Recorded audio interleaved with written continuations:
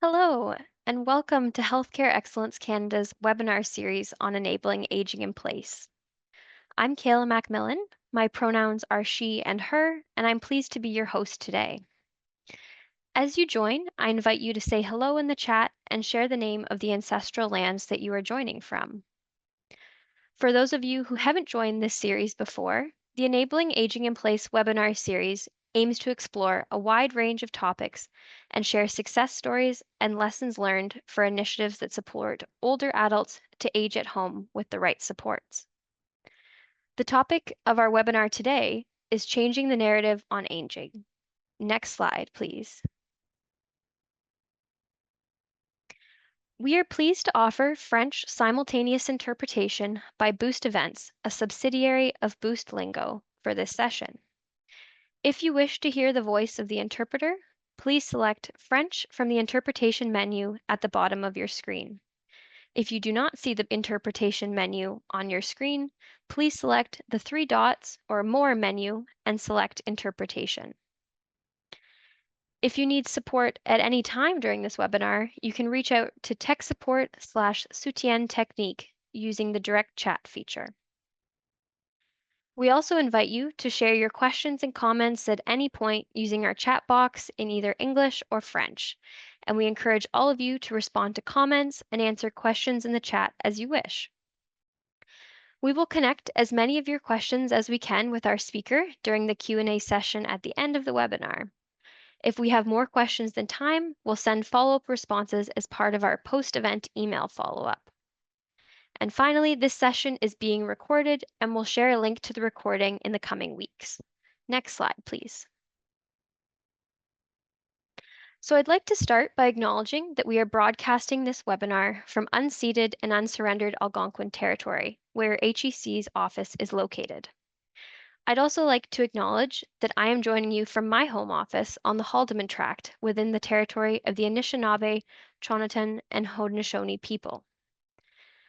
This territory is also within the lands protected by the Dish with One Spoon Wampum. The Dish with One Spoon Wampum calls upon us to share the land and its resources fairly, which is represented by a shared dish and spoon, and to keep the dish clean by caring for the land and ensuring peace among all who share it. I'm very grateful to reside here as a settler on these lands, and especially in the summer months, I've been fortunate to be able to continue to explore new to me local natural spaces, and I deeply appreciate the stewardship of the traditional caretakers and those that continue to care for this land. So if you haven't had a chance to already, I'd like to invite you to introduce yourself in the chat and let us know the land you are joining from today. Thank you to my colleagues in the background who have added the Native Land website in the chat if you would like to learn more about the territory you are joining from. Next slide, please. So now it's my pleasure to introduce our speaker for today, Dan Levitt. Dan has tirelessly championed the rights of seniors for 30 years at the local, provincial, national, and international levels. Prior to his appointment as BC's Seniors Advocate, Dan held leadership positions in senior living and long-term care homes in the Lower Mainland for more than 10 years, where he helped shape a dementia-friendly future for seniors and their loved ones. He was an adjunct professor of gerontology at both Simon Fraser University and a former sessional instructor at the British Columbia Institute of Technology. He has also been a surveyor with Accreditation Canada, reviewing quality improvement and person-centered care at long-term care homes and community-based service providers across Canada. He is a certified health executive with the Canadian College of Health Leaders and achieved fellowship status in the college in July 2024. He also received the Young Executive Award presented by the BC Lower Mainland Chapter Executive of the Canadian College of Health Leaders. On the global stage, Dan recently served as a member of the board of directors of the Global Aging Network and the International Federation on Aging. Dan earned an undergraduate degree from the University of British Columbia and master's degree from the University of North Texas Center for Studies in Aging. He has served on the board of directors for the Denominational Health Association and the Alzheimer's Society of British Columbia. Dan is inspired by the aging journey of his grandparents and great-grandparents and is now supporting his parents, who are living life to their fullest in their mid-80s. So welcome, Dan. We're so glad to have you here with us today. It's great to be here, Kayla. Thank you for that introduction. And I think the only person who really appreciates hearing all that is my mother. And I'm sorry she isn't here to hear that. So thank you so much for the intro. Yeah, thanks so much for being here. Well, I'll pass it over to you now with the next slide. Okay, well, thank you everyone for attending. As mentioned, I'm BC Seniors Advocate Dan Levitt. Thank you for being here today. First of all, I want to acknowledge that I'm doing this from Victoria, British Columbia, which is a territory of the Lekwungen peoples, the Songhees, and Esquimalt First Nations. And it's wonderful to be here to talk about something that many of you, I assume, are passionate about, and certainly in the work you're doing, and also perhaps if you're retired in your later years, you may be experiencing, and that is the topic of ageism. And I wanted to stick to the slide for a moment. Then I'll talk a little bit about two slides, just a context for British Columbia, which is probably similar to other provinces in the services and situations for older adults. But when I took this role just over a year ago, back in April of last year, I really wanted to find out from British Columbians what their thoughts were on ageism and how does ageism impact how we allocate our scarce resources to the population. Do we prioritize one group over the other? And we were having a conversation, Kayla and a few of us, before we started the seminar today, and just talking a little bit about, when we grow up. You can think about it yourself. When you were young, if you gathered with family, kind of who had the most status. And I know in our family, my extended family, certainly on my mother's side, it was a very diverse group of people. But the people, no matter what your socioeconomic status was, or your country of origin, or whatever human rights code issue you want to look at, or criteria you want to look at, the number one factor for us in our family was always age. So when I grew up and started when I became a gerontologist, I really wondered why. I thought everyone valued seniors. So when I started seeing that there was something going on, I wondered, what is this? And when I found the term ageism, I thought, aha, this could be it. So we'll come back to that in a few minutes. But as you go to the next slide, I want to give a snapshot of British Columbia. And again, every province is a little different. For example, Newfoundland and Labrador, which also has seniors advocate, Susan Walsh, my colleague, she would have stats like this, but she would show that there are more seniors today in that province compared to other provinces that may have a younger population generally. So currently in British Columbia today, when we look at our population, 20% of all people are over the age of 65. That means that 1 in 5 people are a senior. There's 1.1 million seniors in British Columbia, 5.5 million people altogether. Now, fast forward 11 years from now, just over a decade, by then there'll be 1.5 million. And at that point in time, we're going to see 1 in 4, 25%. So really, we have this decade now to invest in seniors, build the kind of infrastructure that is necessary so that we can support our aging population as we would want to be supported if we ourselves were seniors. Now, I meant the word baby boomers there, and I want to qualify this a little bit. When we start looking at different population groups based on the year they were born, and we suggest a decade together, in this case, a 20-year period, 2 decades together, that they're all similar. Yes, they may vote similarly. They may interact with the economy in a similar way, maybe where they shop, etc. There would be other similarities that way.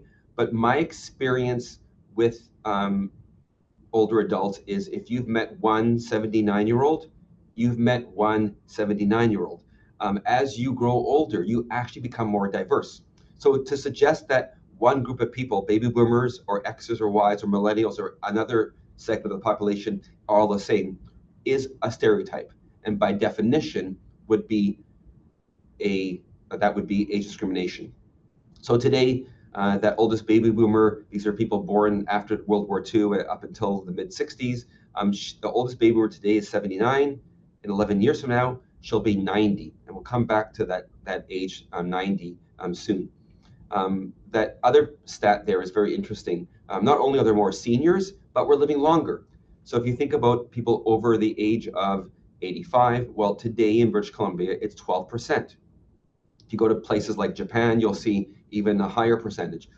Fast forward again a decade from now, and there'll be 17% of people over the age of 85. And I'll show you in the next slide why that 85 number is important. So I'll go to the middle left there. You'll see that at 85, 9% of all seniors in British Columbia are living in assisted living, and 13% are living in long-term care.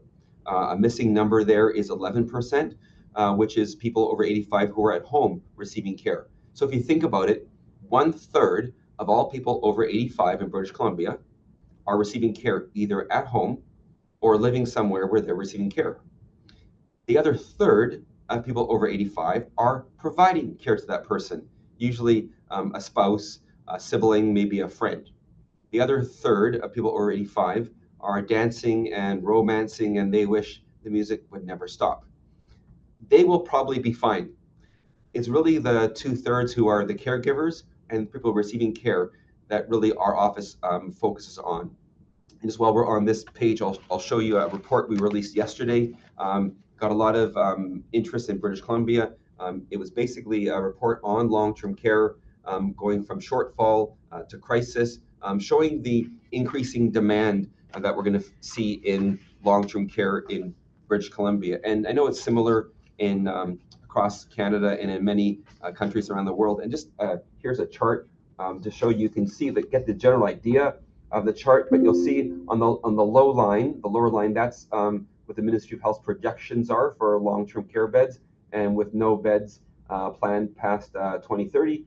And the line at the top at the steep angle or increasing angle, that's the gap between what the Ministry of Health is predicting is needed versus what they have.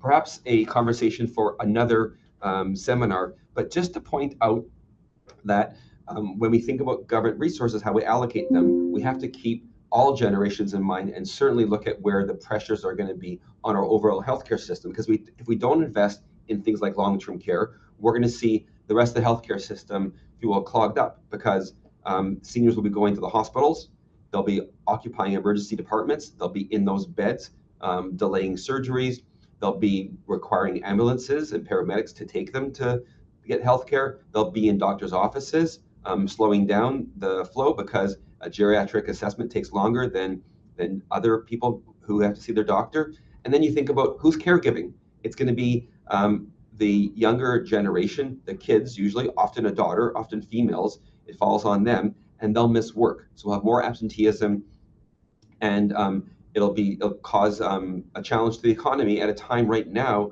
when jobs are really important and when we've got to make sure we're doing the best we can in Canada. So, and of course, the impact on the caregiver themselves and on the seniors. So that's the context of our challenge around infrastructure for seniors. Let's come back to the top left there.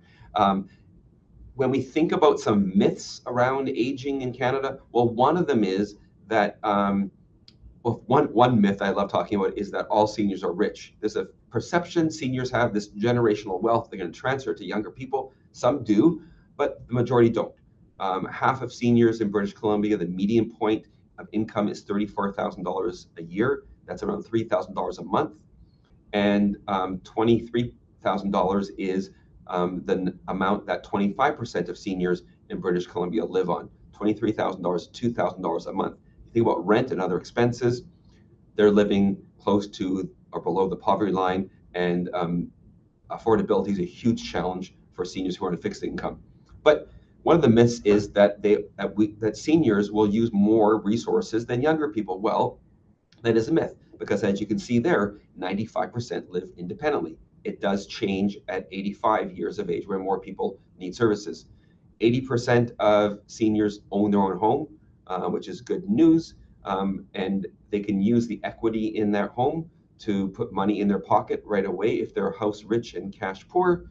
In British Columbia, you can defer your property taxes, for example, which would put several $100s into your wallet every month. And I tell seniors when I speak to them at town halls around the province that that's one tax bill you will probably never have to pay. Your kids will end up paying it if they're inheriting your house. So it's one way of dealing with the affordability crisis. But many seniors, 20%, don't own a house and they're renting. And if a senior is rent evicted, it's catastrophic because they're going to be swimming in the same rental pool as somebody who's in the workforce who's making an average $60,000 compared to a senior who's probably earning $34,000 a year at the half point, the midpoint, which is essentially half of what they're earning. 15% of seniors are employed in British Columbia, some because they have to be for affordability, some because they simply enjoy working. The person who's doing the interpreter into French today, she told us before the session started, and it's reminded to slow down my cadence of my speech so you can interpret. She told us that her mother is working at 77 as a real estate agent. So many people are working, and we shouldn't be surprised that they're working past that age. But it's interesting, and if you're working in healthcare, I'd love to hear from you on this. If you look at your benefit plan, if you continue working past 65, your benefits continue. In British Columbia, we got rid of the retirement age. I don't know if it still exists in Canada anywhere else, but I think that would be age discrimination if you can't work past a certain age. But we haven't really identified the issue around and solved it, where at 65 you lose some benefits. So in BC, you could lose long-term disability, you could lose group life insurance, and AD&D, accidental death and dismemberment. And then at 71, if you continue working, and we've had people in our office here work past 71, you no longer can contribute to your pension, nor does your employer contribute to it. So there is some challenges we have to work out, especially given the fact that we're going to need an aging population to continue working if we're going to meet the workforce challenges that we have. For example, in British Columbia, the BC Nurses Union told me that they're going to need to see 10% of the workforce being over 65 to hit the patient to nurse ratios. But why would someone want to continue working when you're not being treated the same as somebody who's younger? As you turn 65, they no longer value you as much as they did when you were 64. 41% of seniors volunteer. Without seniors volunteering, I think the whole social safety net of that volunteers provide services to doesn't happen. So seniors are incredibly important in the workforce, but also volunteering. 80% of seniors have a driver's license. In British Columbia, you have to go to your doctor to prove you're fit to drive after a certain birthday. And some doctors, it's not covered by the medical services plan, that physical.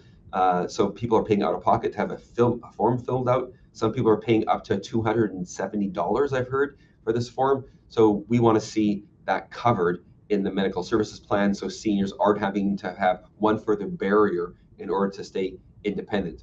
And of course, 20% of seniors in British Columbia rely on public transportation or somebody else to get them around. And we need to make sure our public transit system is accessible for seniors as they age, not just to go to medical appointments, but also just to enjoy life to the fullest. Another myth I want to focus on briefly is this myth that if you live long enough, you're going to get dementia.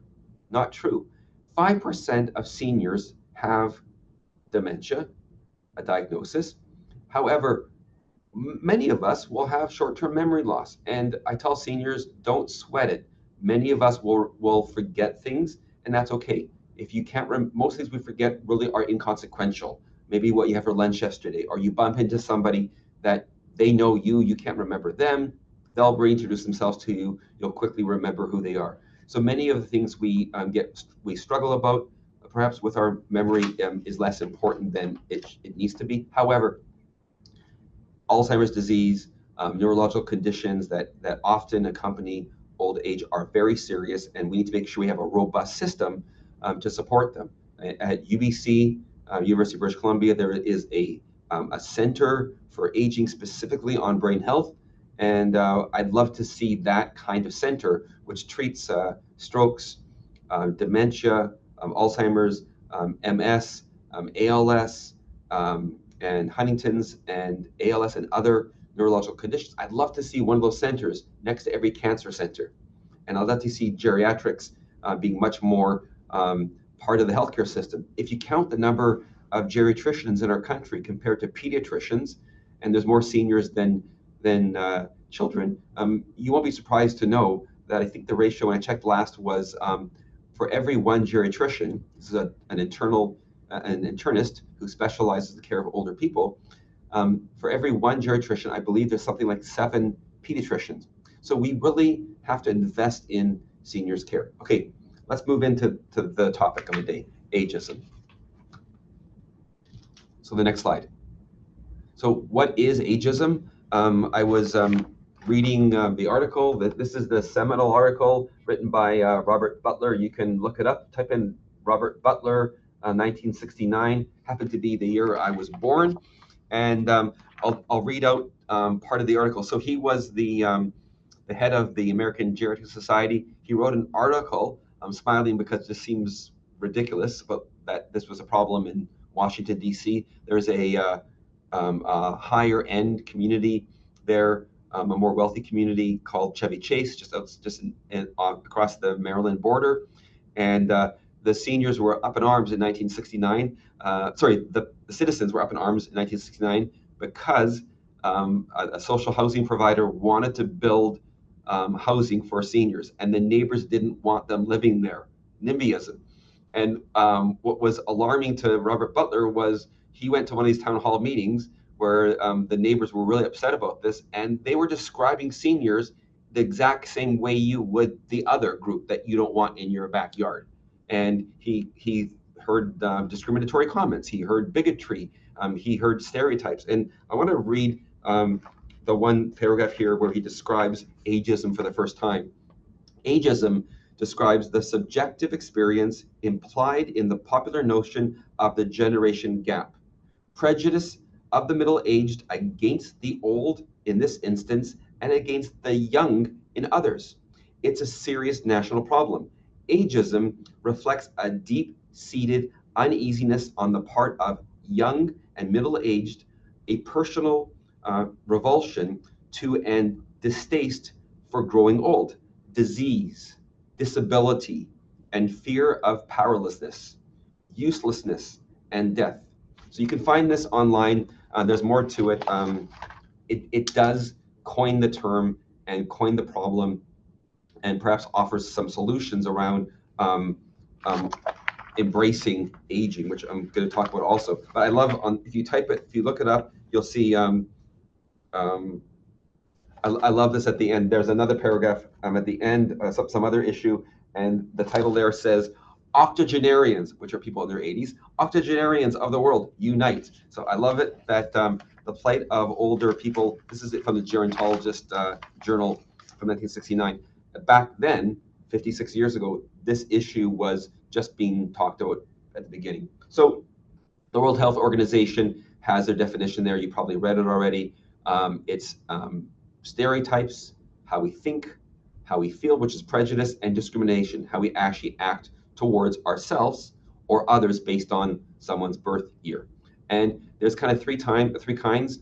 Institutional ageism, I would suggest it could be in the healthcare system, but if you go to the bank today, and as it happened to me about a year ago, I went to the bank a couple blocks down. I had to get some money transferred from outside of the country, and I didn't really I didn't have the codes correct, so I did not want to make a mistake. So if you ever looked at these bank codes, they're a little complicated. Long story short, the bank expected me to download their app, and I didn't have Wi-Fi. I didn't want to use the company's data, and then they said, well, we can do a transaction without digital, but it'll cost you $40. The digital's free. And I said, hang on a second. What if I'm digital literate or illiterate? They said, what? But I said, can I see the manager? I said, what if I was of a certain age, and maybe she said, well, we would give it to you free. But I had to go through all that to get there. I think that's institutional ageism. Another example would be external ageism, interpersonal ageism. So if you come to my office and you're applying for a job, and I look at you, I think you're too old or too young or the wrong age. That's interpersonal ageism. And then self-directed ageism is probably the most harmful, where we try to act a different age than we are. And we actually are affected by this. So it can affect your personal self-worth, how independent you are, your safety, your mental, physical health, and financial. It can also impact how long you live. So ageism is very important. It will definitely impact how you access healthcare. So in the next slide, you'll see um, we did a survey in the fall of British Columbians, and we asked them 3 questions. Is ageism an issue? Have you been directly impacted by ageism? And then tell your experience. So we had 9,200 people respond, which is a good number for our province for a survey like this. 84% said ageism is an issue. 54% told us they've been directly impacted by ageism. And we asked those general questions. If we had asked more specifically, did you feel a certain way? They might have told us their story, and we probably had a higher number. So many stories. On page 11 of the report, one of the word that's used is still, which my mom still does something, my dad still drives, my mom still goes to work, that kind of thing. Still, it suggests that they shouldn't be doing something that they're doing. Well, of course they should be. Um, Another story was a woman going to a clothing store that caters to a younger demographic, mainly females. She goes in and she has the wrong color hair, I think a little grayer than mine, and she's ignored. She feels invisible, dismissed. But meanwhile, the people behind her who fit the same demographic as the people in the pictures of the models for this fashion store, they get helped. Now, the grandma with gray hair was going there to buy something for her granddaughters. She left the store after 10 minutes and spent her money somewhere else. If they simply train people of how to connect with older people, if they maybe had a model or once in a while showing an older person, maybe that would invite them to also want to spend money there. I mean, one of those things around ageism is you should dress your age. What does that mean? There's certain colors you should wear based on your age. I was actually told once when I was doing public speaking, Dan, you should dress a different color because the color you're wearing makes you look older. What? Okay, the other story I want to highlight is, and we'll talk about this, I hope, in the discussion in a few minutes, is around the healthcare system. So somebody saying that they went to the doctor and the doctor dismissed their concern because they said, well, that's just a sign of growing old. Well, I tried that out on my doctor, and we talk about a lot of things when I go see him. I usually book an appointment at the end of the day. We have a little chat about the healthcare system. And so this time I had an injury from running on my right knee. And I said, Will, what's the deal with my right knee? Why did I get injured? And I thought he would do a gait assessment to see maybe one leg's higher than the other. Maybe I'm hitting the back of my heels. I thought he had some insight into why I had this injury. He said, Dan, it's because of your age. He's poking the bear. And I said, Will, if it really is age, and my right knee's injured, why isn't my left knee also injured? So we got to think about how we treat people who are subject to ageism in the healthcare system, and is ageism a thing? So certainly this whole idea about social inclusion or social exclusion, people not being treated the same in employment, healthcare, and certainly in the media, and just generally around safety, around people who are subject to financial abuse or to online scams, more likely to be a senior. Then on the next slide, you'll see some of the quotes from seniors, and certainly it can impact you, your life in very many ways. It's important if you go to the checkout stand at the local grocery store where you're buying if you go to a drugstore and you look at the magazines, look at the front cover of magazines. And I'll show you my favorite one, Vogue magazine. This is from the Philippines. A 106-year-old was on the cover of Philippine Vogue magazine, and I get excited because I think, and by the way, she's a tattoo artist who lives in the Philippines, the oldest cover girl ever on a magazine, a male or a female. And so I want to see, thanks to the applause, I want to see people celebrated regardless of their age. I want to see that seniors can identify with people when they're out there. Certainly in media, we want to see people, for example, Harrison Ford acting and as Indiana Jones a couple of years ago at the age he was, to represent actually not having to act and play someone who's much older, but actually act his age, if you will. So you can see some of the quotes there of how people feel discriminated against.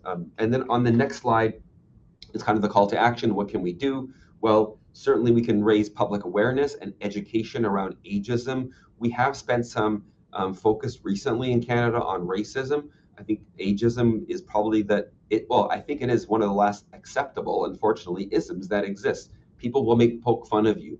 And it's much deeper than this, but a tiny, maybe superficial piece of it would be go to the greeting card section of the store where you might buy a birthday card or a greeting card, and look for the humor section and look what they're making fun of. They're making fun of old people, and there might be some humor there that might be okay, but they're making fun of something that most of us have no control over.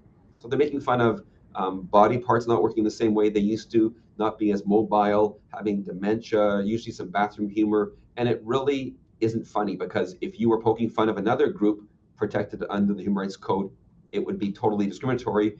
But I think we shouldn't be making fun of people for something that they have no control over.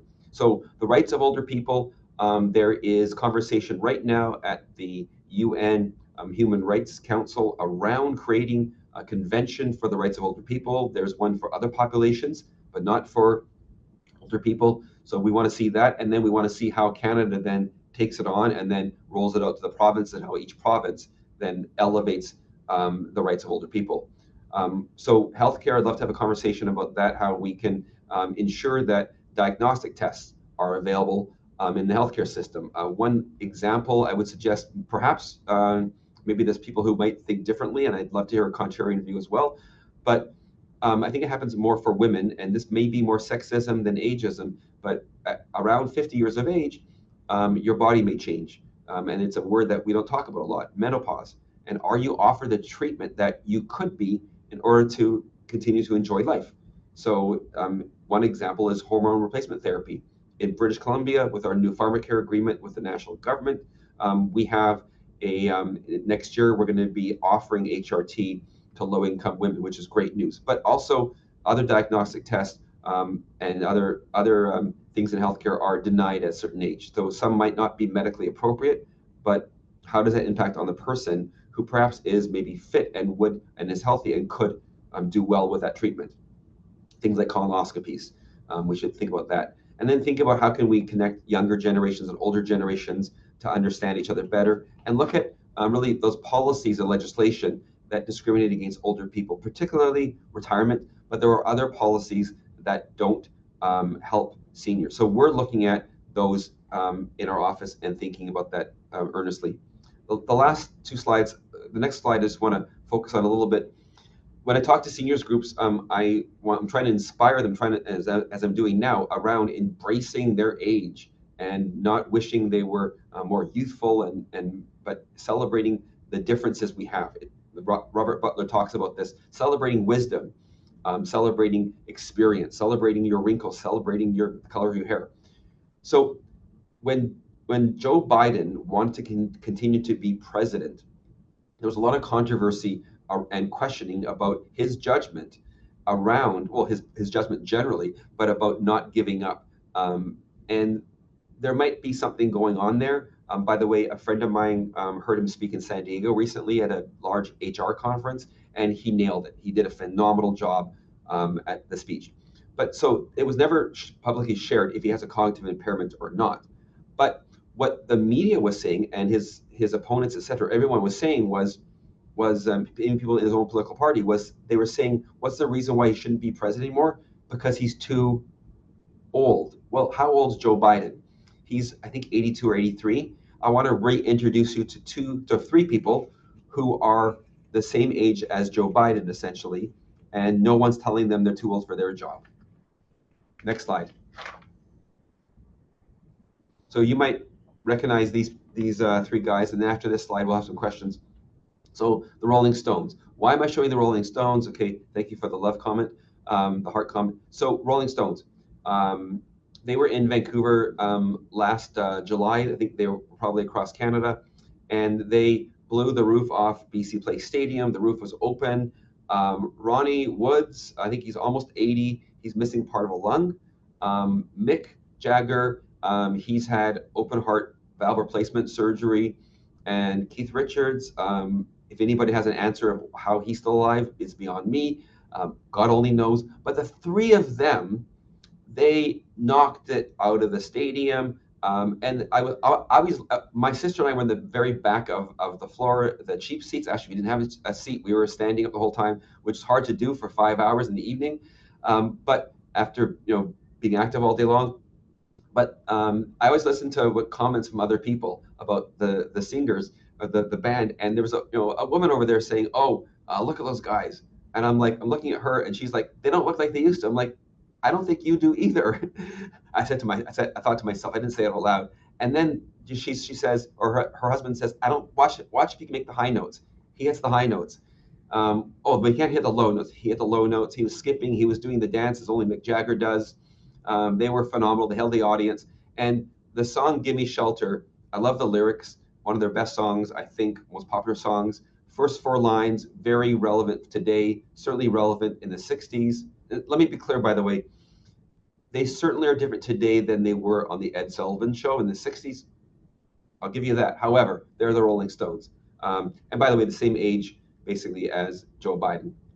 So, and no one's saying they can't do their job. Give me shelter. A storm is threatening my very life today. If I don't get some shelter, I'm going to fade away. The storm is threatening. You could say it's a silver tsunami, or it's a rising tide of seniors. Okay, that's coming our way. But we had a tsunami warning on the BC coast here today. I don't think seniors are violent like tsunamis. They are silver, but they're not violent, and they're not unpredictable. Um, a storm is threatening my very life today. My very life today could be our quality of life. If I don't get some shelter, if I don't build enough long-term care, assisted living, housing, I'm going to fade away. I'll become dependent. I'll become isolated. I'll become lonely, and I'll become socially excluded. I think the Rolling Stones, "Give Me Shelter" is certainly a good song to think about as we have the conversations where we need to have in our country around ageism and around investing in older adults. That concludes what I wanted to say. I think the last slide has my contact information, but I'd love to hear from you, and apologies to our interpreter if you had a tough time keeping up with me. I tried to slow down my cadence, but it didn't work so well. So thank you so much. Love to be here. Love to hear your questions. Thanks so much, Dan. That was excellent, and I think so many things that you shared today resonated both with me and based on the chat with a lot of us joining on line today. Something particularly around the idea of, that aging isn't the problem, but something that we should celebrate instead, that folks can live so much longer than past generations, I think is really quite powerful. And that instead those problems around the negative stereotypes that we hold and how that can negatively influence older adults' experiences. So yeah, really appreciate all that you've shared and excited now to move over to some questions as well if we flip to the next slide. Um, So, just a reminder, thanks to everybody so far for all your participation in the chat. If you have questions for Dan, please continue to add them in and we'll get started. So I think, Dan, you mentioned wanting to open up the conversation a little bit, both with yourself as well as the audience. And so if folks feel free to join in the chat, um, talking about what healthcare providers can do to help combat ageism, both in lifting up the strengths of older adults and kind of combating those negative stereotypes. So I don't know if Dan, if you wanted to start with some ideas, and then folks, if others wanted to jump in as well. Well, thank you for that. I think the idea is choice. I think something that we lose as we age often is choice. And we all value our independence. I think that's part of kind of the spirit we have as humans. And I think when you think about accessing medical services that you're used to accessing, so at 50, it's recommended that you start getting colonoscopies, for example. It's a diagnostic test essentially for colon cancer and for other things. But You get it every 10 years unless there's history in your family of colon cancer, and it takes 10 years because it takes 10 years for a polyp to develop into cancer. That's why it's every 10 years. At a certain age, it's no longer medically required or suggested. I'd love to hear about the risk of sepsis or other things going wrong if you have colonoscopy. But if you think about it, an 85-year-old may live more than another 10 years. They may live 20 years. So why should an 85-year-old get that test? Even if there's some higher risk, my thought is, how do we have the conversation so the senior can decide for themselves if they're willing to have that test and they know the risk? It's their choice. That's kind of, I think, the conversation we should be having around medical services being available to older adults.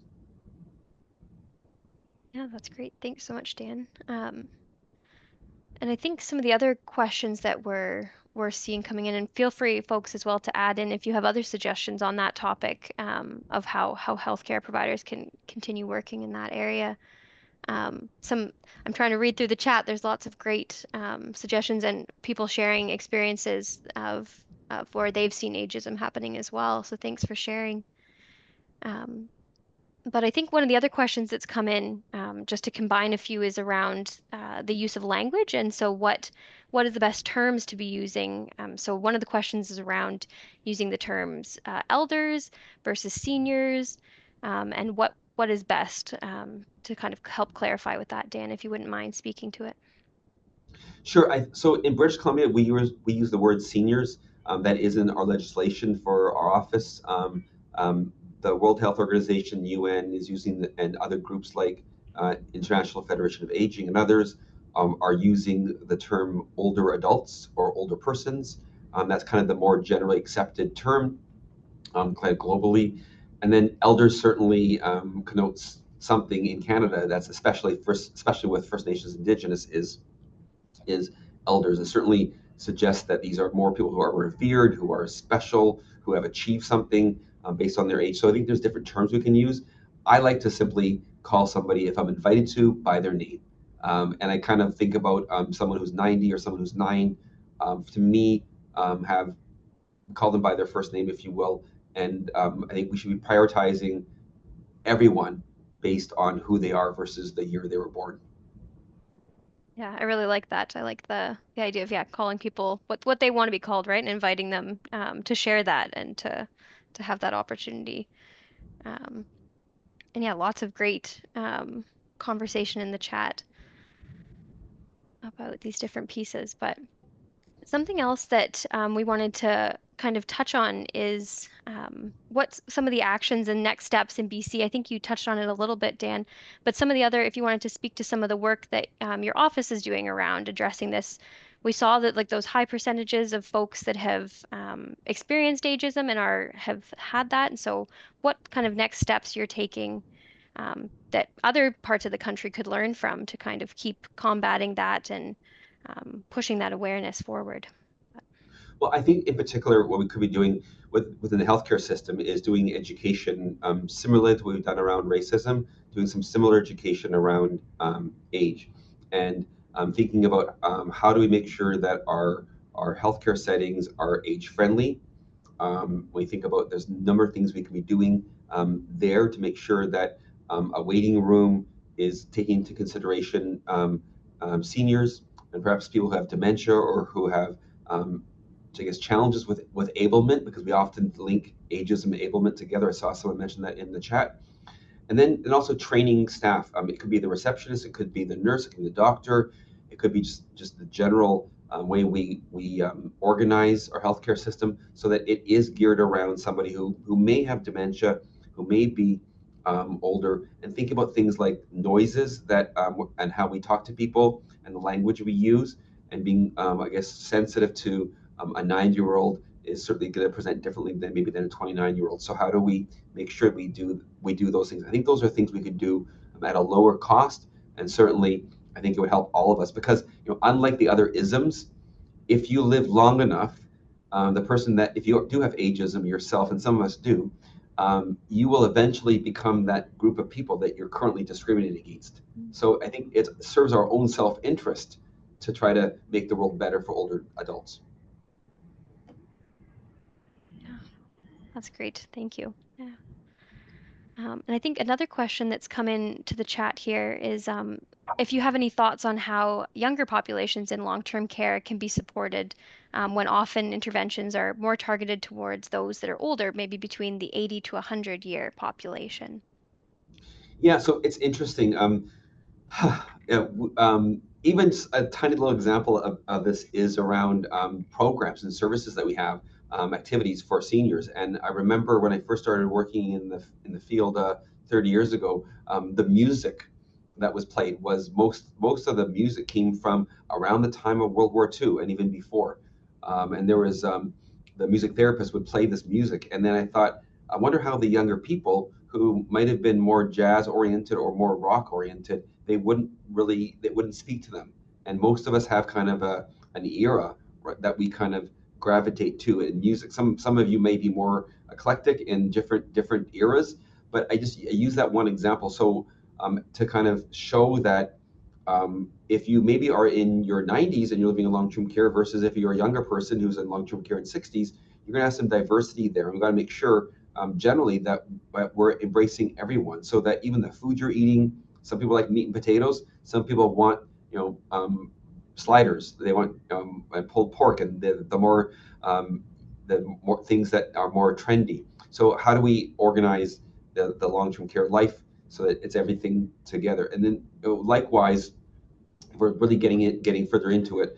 How do we group people? I'm not suggesting about segregation, but in some organizations, the Dementia Village everyone talks about in the Netherlands, in Weesp, to Hogaway, they do group people by certain characteristics, so they have similarities. So some people might do better with people of the same generation. Some people might do better with people younger or older, but have similar interests. So I think that's partly what we have to do, and also kind of have a different lens around accepting that we're going to have some diversity in age.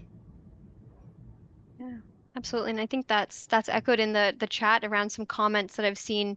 There's lots coming in, but around the intergenerational connections, right? So you mentioned about, yeah, people may be more comfortable with shared interests than by generations, perhaps. And so I think building those intergenerational connections is also so important as people have come through. But there's lots of great conversation happening.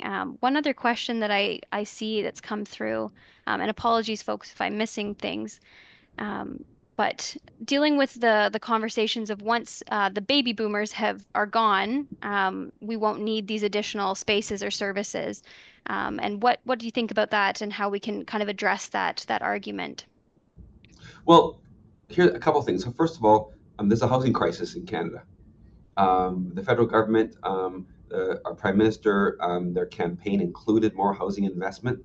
So certainly these buildings could be converted into housing of any kind. Granted, these are smaller rooms. They could be designed in a way they could be adapted later on.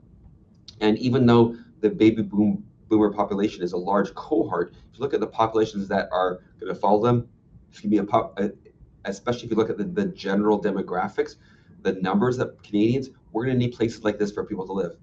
I don't know if anyone here maybe saw the opioid crisis coming decades ago, or saw the challenges we're having in the healthcare system around mental health and addictions. So we don't know what it's going to look like in 20 years from now. But I think these places could be used for housing. They could be used just generally for combating homelessness, which is a growing issue, including with older people. They could be used as shelters. They could be used for different purposes. So I think that is a good thing to keep in mind.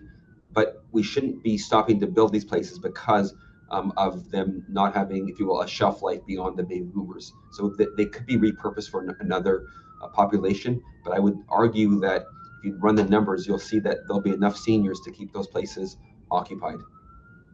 Yeah, that's great. Thanks so much, Dan, and thanks so much for all of your comments. Um, and yeah, observations and sharings throughout this, and to everybody in the chat for all of these great contributions to the conversation today. If Dan, as a last kind of question, if there was one thing that you would like people to take away from today's session, what would you like them to take with them? Well, I think it is. I think it's really that our own internal ageism. One of the terms I might introduce is this concept of gerontophobia. Phobia is a fear, and gero, as we know, is old. So the fear of growing old. So it's if you wake up one day and you look at yourself in the mirror and you are scared of the person you see reflected back at you, that's gerontophobia. And I think we should be embracing our own aging. Nothing wrong with dyeing your hair if you want to, nothing wrong with looking how you want to look. But don't do it because of some other reason. Do it because you want to feel good about yourself. Embrace your aging. I think if we all do that, then I think we will, that will translate into, if we're working in the healthcare system, it'll translate into appreciating everybody for who they are. And own your age. Some people don't want to talk about their next birthday because they're afraid of it. Embrace aging and embrace the people in your life who are older than you. And I think if we do that, we'll have a better healthcare system and it's a better Canada. And the thing about aging is it's a privilege. We're blessed with good health, and we want to embrace going forward. And certainly, if you have older people in your lives or where you're working, please support them and please advocate for older adults. Their voices sometimes aren't heard and they're dismissed, as you can see in our report. And we want to make sure that seniors who are a growing and aging population, a demographic in Canada, that we're really making sure that the new Canada, the future Canada, seniors are front and center and they are getting the kinds of services and programs they need. And I think everyone here today has a role to play in making that happen. Yeah, absolutely. Thanks so much again, Dan, for joining and sharing with us what you've heard in BC and all the things that are underway around this important topic. We just have a little bit left today, folks. On our next slide, we're just going to talk a bit about some more things happening at HEC. So we're excited to share that HEC has recently launched Care Forward, a pan-Canadian movement of healthcare changemakers sharing knowledge and applying proven approaches to make healthcare better for more people. So, with support from Healthcare Excellence Canada through funding, resources, expert coaching, and a network of peers, we're driving lasting local impact and improving care for at least 1 million people across the country through working alongside organizations like yours. We're going to be placing a link in the chat to HEC's webpage where you can learn more about these new support opportunities, including the Right Care Challenge, which is accepting registrations until October 31st, 2025. Next slide, please. We also wanted to share that the next session in our Enabling Aging in Place webinar series will be happening on September 25th at 12 o'clock to 1 p.m. Eastern. And so this webinar will provide an overview of the social return on investment, or SROI methodology. This provides a measure of the value for health, social, and community sectors in initiatives. Communicating the value for different partners is key to having ongoing involvement and sustainability. So this webinar will use the Connecting People and Community for Living Well initiative as an example and provide an overview of the SROI methodology to help us better understand the impact of collaborative community-led initiatives. So this is a public webinar, so please feel welcome to share the invite with anyone you think who could benefit from this, and we hope to see you there. Next slide, please. So finally, as we wrap up today, your feedback is invaluable to us for our future session design. So we ask that you please take just a moment now to provide us with some feedback on today's session by responding to the poll. Just wanted to thank you all again for joining us and for all of your contributions in the chat and to the conversation. And thank you to Dan as well for being with us here today. And wanted to wish everyone a great rest of your summer. See you all in September.